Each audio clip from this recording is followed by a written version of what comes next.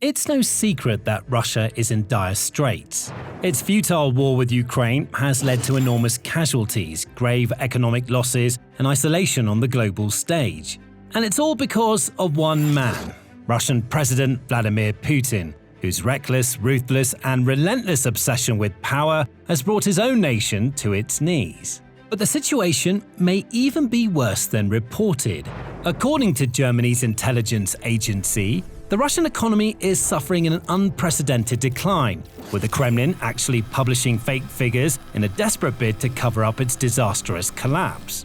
For those who know Russia well, this news will not come as a shock. The Kremlin has a long and storied history of falsehoods and fabrications. It's proven, time and time again, that it has absolutely no qualms about lying to the Russian public, as and when it feels the need, in order to make itself look better. Russia isn't the only country that does this, of course, but propaganda is almost baked into the Kremlin's DNA. It's Moscow's #1 go-to solution to keep the public on side and control the country's narrative, and it's been used extensively throughout the course of the conflict so far.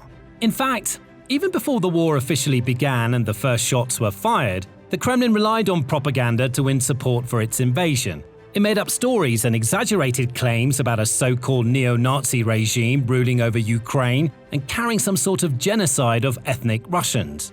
Thanks to this, when the Kremlin's troops first marched over the border, large parts of the Russian population supported the invasion. They fell for the propaganda and believed that their president was making a bold or even heroic choice to send in their army and liberate people from oppression. At the same time, many hoped that Putin's special military operation would be a swift and efficient one, all over and done with within a matter of weeks. As we know now, that didn't happen.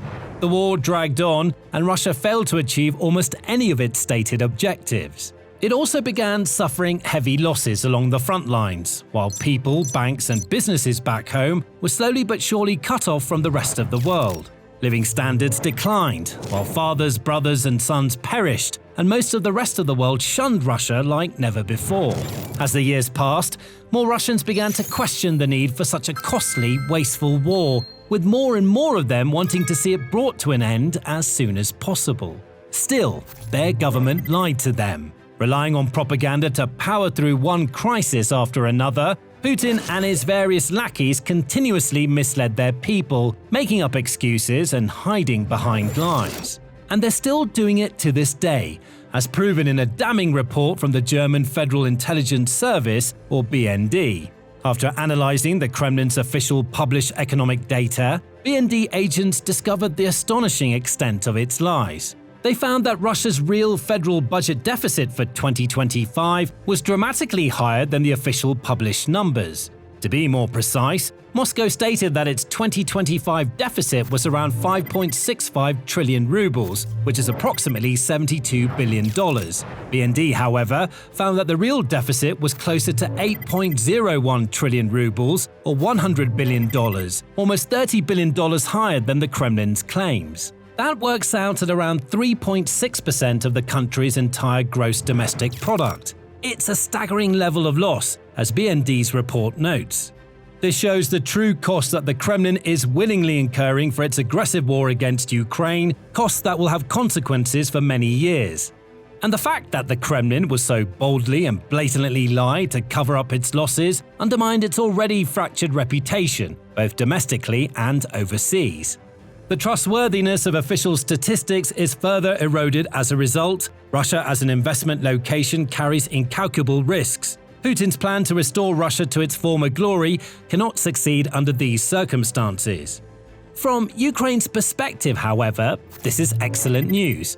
Russia may like to stretch the truth here and there, but this is one of its biggest and most outrageous lies yet, and it shows just how far the country has fallen. In the early years of the war, Putin didn't necessarily need to lie about the economy, nor did the Kremlin feel the need to falsify its calculations because it actually coped quite well with the initial costs of the conflict. Even when Western nations imposed multiple waves of sanctions against Russian banks and businesses, as well as freezing the assets of Moscow oligarchs, the Russian economy remained reasonably strong, with Putin himself even boasting about beating the sanctions.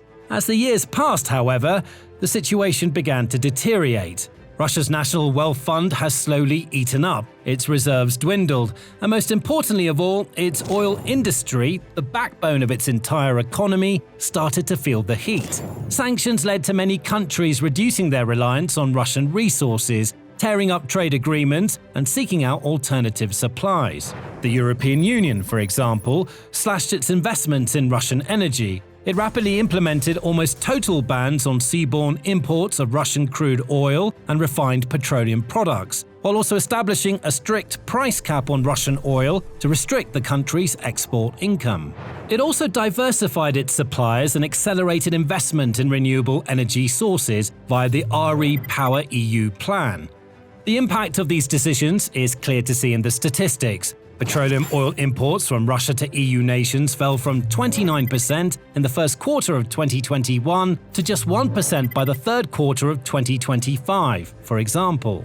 As EU buyers turned their backs on Moscow, the Kremlin sought to strengthen its trade relations with other nations. It hoped that the likes of China, India, and other countries would pick up the slack and prop up the Russian economy.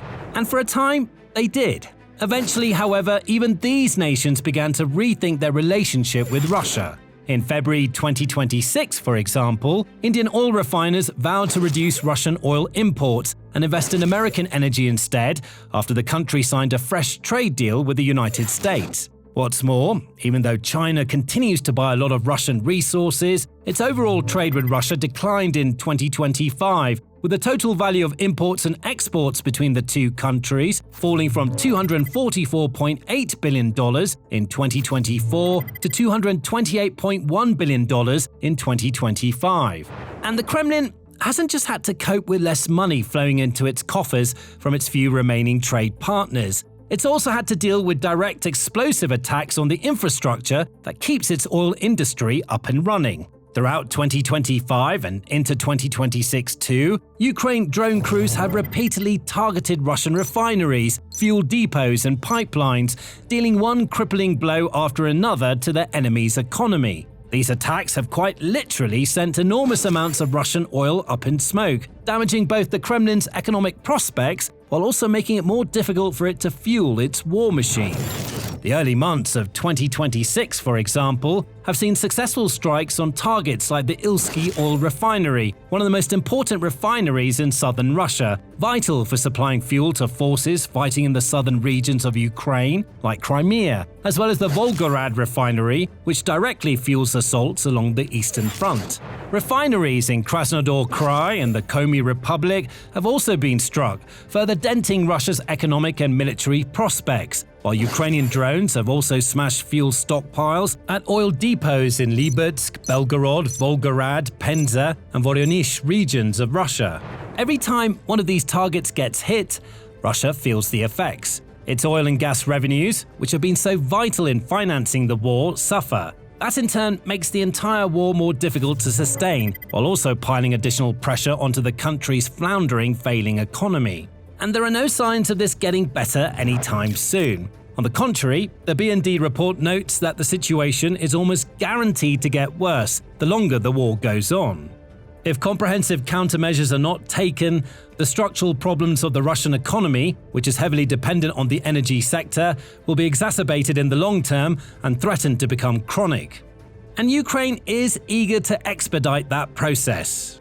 But before we get into that, there's more where this came from. So if you're getting value from the military show, don't forget to subscribe.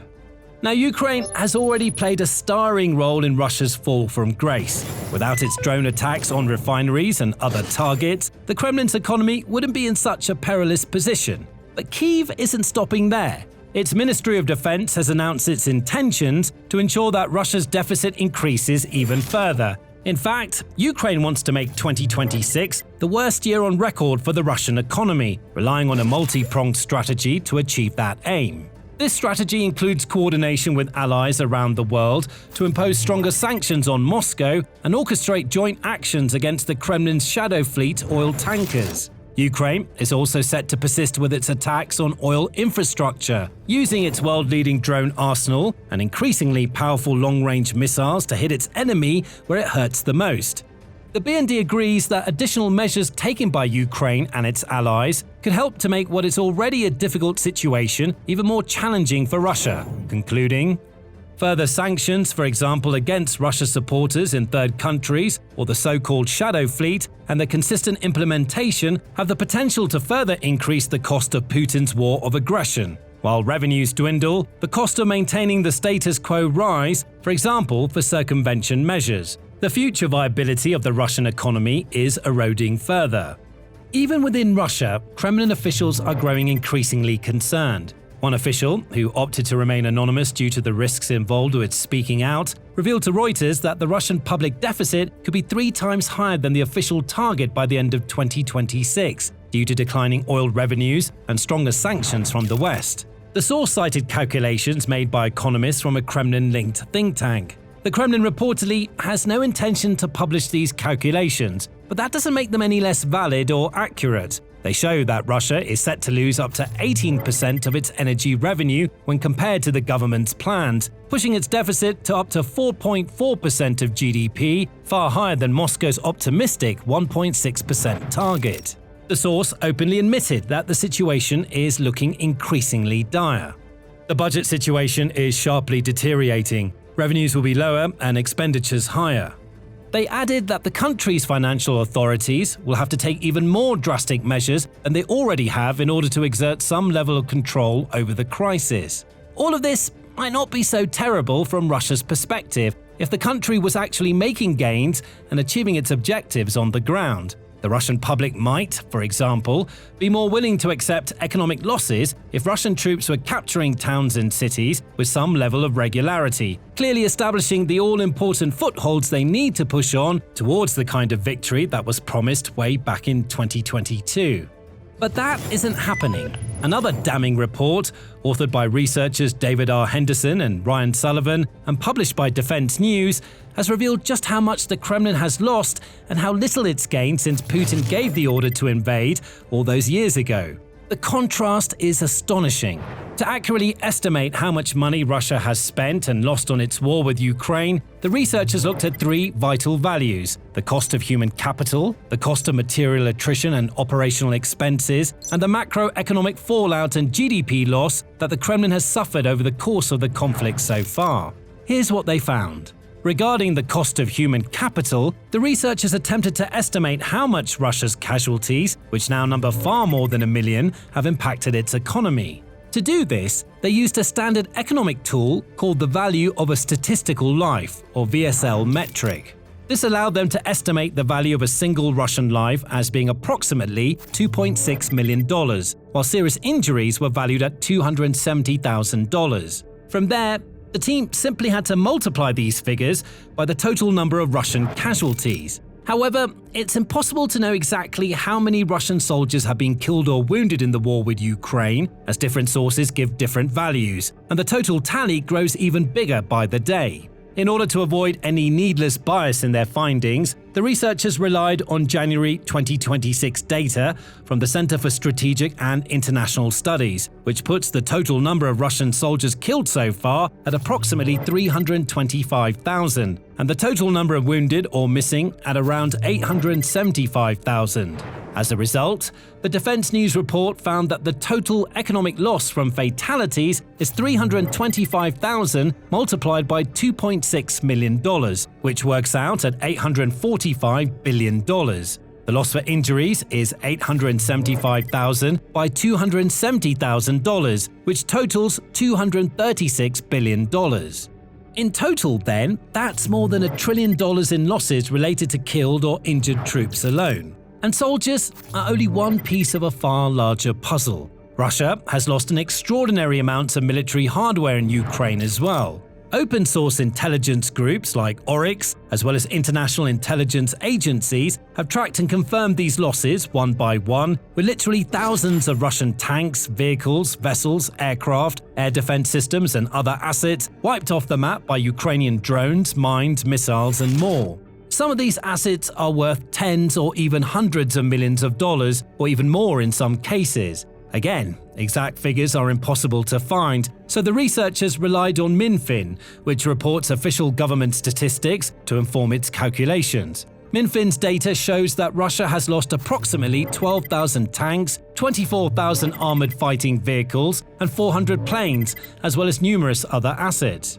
Added up, those equipment losses are reportedly worth around $125 billion. The researchers also estimated that Moscow had spent close to $150 billion more on operational expenses, like fuel, ammunition, and logistics too, citing facts and figures from the RAND Corporation.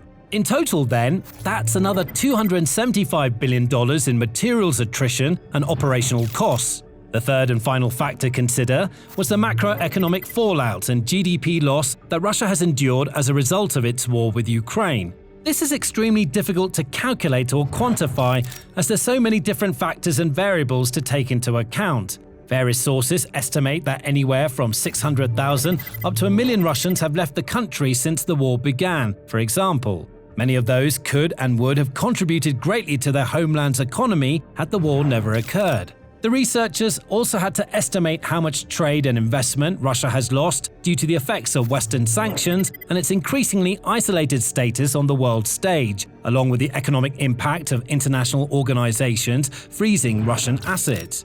To simplify matters, the researchers relied on a July 2025 study from a team at the University of California, Berkeley, which analyzed pre- and post-invasion forecasts for Russia's GDP.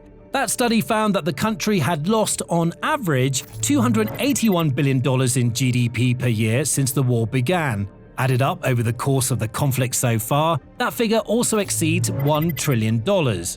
In total, therefore, Henderson and Sullivan concluded that Russia has lost a jaw-dropping $2.5 trillion on its war with Ukraine.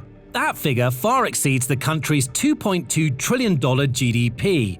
But the questions remain: what does Russia actually have to show for such an extortionate expense? The answer: very little. Using data from the Institute for the Study of War, the researchers found that Russia has occupied around 28,000 square miles of Ukrainian territory since the full-scale invasion began in 2022, which is roughly 12% of the country's landmass. In total, however, Russia now controls 20% of Ukraine when including territory seized before 2022, such as Crimea. Even then, that 28,000 square mile figure equates to around 10% of the total landmass of a single US state, Texas, which really puts into context how small the Kremlin's gains have actually been. But the most damning stat was yet to come. When they looked at how much Russia had spent and what it had got in return, the researchers found that the Kremlin had spent approximately $90 million for every square mile of ground it gained. That's a mind-blowing amount of money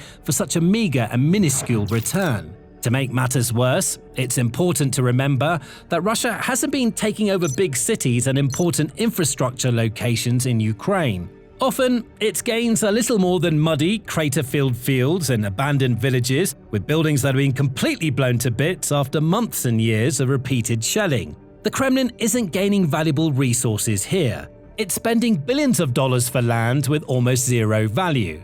The worst part of all, as the researchers note, is that Putin himself probably doesn't care all that much. He won't feel the impact of these astonishing losses on a personal level, as he's still able to enjoy his presidential palaces and luxurious lifestyle.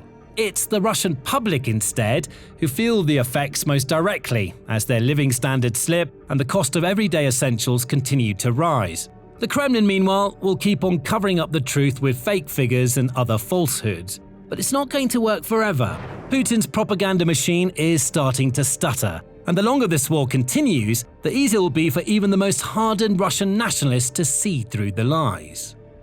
Now, you can learn even more about the deep, dark, inescapable hole the Russian president has dug himself into in this video, which looks at how Ukrainian forces recently wiped one of the Kremlin's most important Black Sea bases off the map in a perfectly executed overnight assault. Alternatively, check out this video to learn more about how Ukraine achieved the impossible, going from a minor player in the military world to a veritable superpower in the span of just a few short years. And finally, to see more videos like these, including breaking news reports and in-depth analysis of tactics and strategies, subscribe to The Military Show today.